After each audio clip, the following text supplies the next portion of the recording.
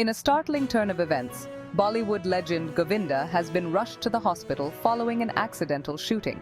Govinda, the beloved star of countless Bollywood hits, accidentally shot himself in the leg with his licensed revolver while at his Juhu residence.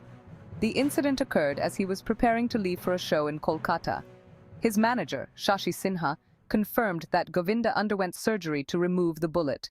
Fortunately, the injury is not life-threatening, and doctors expect him to make a full recovery. They have advised him to rest for a month, though Govinda has expressed a strong desire to return home soon. Fans and well-wishers have been flooding the hospital with messages of support. Govinda released an audio message thanking everyone for their prayers and assuring them of his recovery. Stay tuned for more updates on Govinda's condition and recovery. For now, we send our best wishes to the Bollywood icon.